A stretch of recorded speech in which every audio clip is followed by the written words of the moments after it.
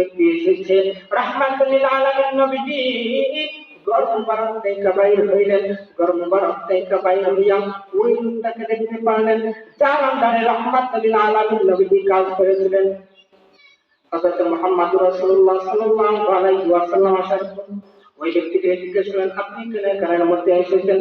ওই লোকটা বলে, ইয়া রাসূলুল্লাহ, ইয়া হাবিবাল্লাহ, মায়ের নবী গো, আমার ভুল হয়ে গেছে, আমি আপনি নবীজিকে চিনতে পারি না। ভাই, আপনি নবীজি সম্পর্কে আমার কোনো জ্ঞান লাভ ছিল না।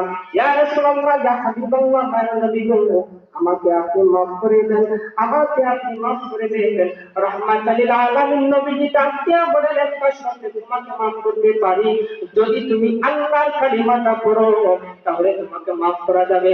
ওই কাফের লোকটা ডাকিয়া বলে, ইয়া রাসূলুল্লাহ, ইয়া হাবিবাল্লাহ, মায়ের নবী গো,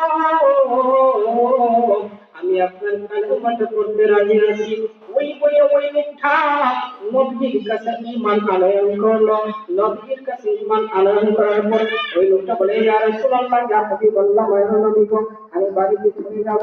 রাহমাতুল লিল আলামিন নবী তাকিয়া বলেন, তুমি যখন আমার দরবারে এসেছিলে, আসার আগে থেকে তুমি কাফের, কিন্তু এখন তুমি মুসলমান, এখন তুমি ঈমানদার হয়ে গেছো। তুমি কাটা হাত নিয়ে আমার দরবারে এসেছো, কাটা হাত নিয়ে তুমি চলে যাবা, এটা মুস্তাফার শানে কলঙ্ক হয়ে যাবে।